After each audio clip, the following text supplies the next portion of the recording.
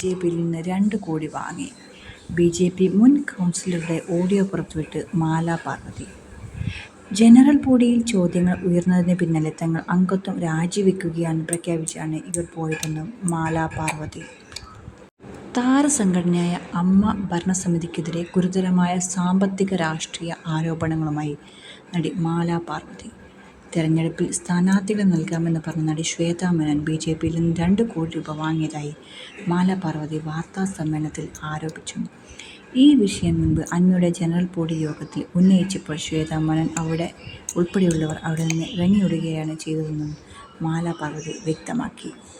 ശ്വേതാ മേനോൻ കോർപ്പറേറ്റുകളിൽ നിന്നും രാഷ്ട്രീയ പാർട്ടികളിൽ നിന്നും പണം വാങ്ങാൻ ഇടപെട്ടുവെന്ന് വ്യക്തമാക്കുന്ന മുൻ ബി.ജെ.പി കൗൺസിലറുടെ ശബ്ദരേഖയും മാല പാർവതി വാർത്താസമ്മേളനത്തിൽ പരസ്യമായി പങ്കുവച്ചു. അമ്മ സംഘടനയിലെ ഭാരവാഹികൾക്കെതിരെ അൻസിബ ഹസൻ, ഉഷ ഹസീന എന്നിവർക്കൊപ്പമാണ് ചേർന്നാണ് മാല പാർവതി വാർത്താസമ്മേളനം നടത്തിയത്. ശ്വേതാ മേനോൻ പണം വാങ്ങിയെന്ന കാര്യം ആദ്യം പുറത്തുകൊണ്ടുവന്നത് നടൻ ബാബുരാജ് ആണെന്ന് മാല പാർവതി വെളിപ്പെടുത്തി. ഒരു പ്രത്യേക രാഷ്ട്രീയ പാർട്ടിയിൽ നിന്നും 2 കോടി രൂപ വാങ്ങിയെന്ന ആരോപണം ബാബുരാജാണ് ജനറൽ ബോഡിയിൽ മുന്നോട്ട് വച്ചത്.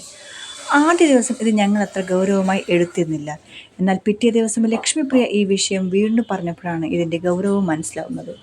ആ സമയത്ത് ഇവർ അവിടെ നിന്ന് ഇറങ്ങി ഓടുകയായിരുന്നു. എന്തിനാണ് ഓടുന്നത്? നമ്മളോട് അനാവശ്യമായ ഒരു ആരോപണം ഉന്നയിച്ചാൽ തിരിച്ചു ചോദിക്കുകയല്ലേ വേണ്ടത്? അതിൽ നിൽക്കാതെ അവർ ഓടിയത് എന്തിനാണെന്ന് ഇപ്പോഴും മനസ്സിലാകുന്നില്ല. മാല പാർവതി പറഞ്ഞു. ജനറൽ ബോഡിയിൽ ചോദ്യങ്ങൾ ഉയർന്നതിന് പിന്നാലെ തങ്ങൾ അംഗത്വം രാജിവെക്കുകയാണെന്ന് പ്രഖ്യാപിച്ചാണ് അവർ പോയതെന്നും മാല പാർവതി കൂട്ടിച്ചേർത്തു. ഒരു മൾട്ടിനാഷണൽ കമ്പനിയിൽ നിന്നും ശ്വേതയുടെ വിശ്വാസ്യതയിൽ വലിയ തുകകൾ കൊണ്ടുവരുമെന്ന് മറ്റൊരു പ്രമുഖ രാഷ്ട്രീയ പാർട്ടിയുടെ സംസ്ഥാന നേതാവ് പറയുന്ന വിവരങ്ങളും തങ്ങളുടെ പക്കലുണ്ടെന്ന് മാല പാർവതി ആരോപിച്ചു. ഒരു മൾട്ടിനാഷണൽ കമ്പനിയിൽ നിന്നും 15 കോടി രൂപ ശ്വേതയുടെ വിശ്വാസ്യതയിൽ കൊണ്ടുവരുമെന്ന് പറയുന്നത് മറ്റൊരു രാഷ്ട്രീയ നേതാവിൻ്റെ പാർട്ടിയുടെ സംസ്ഥാന നേതാവാണ്.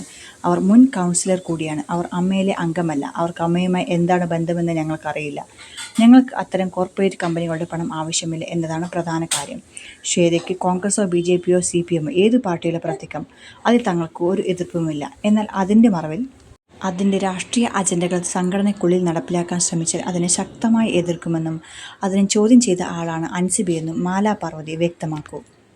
ഇങ്ങനെ അമ്മയിലെ ഓരോ കാര്യങ്ങളും വ്യക്തമാക്കപ്പെടുമ്പോൾ ശ്വേതാ മേനോൻ ശരിക്കും 2 കോടി രൂപ ബി.ജെ.പിയിൽ നിന്ന് കൈപ്പറ്റിയോ?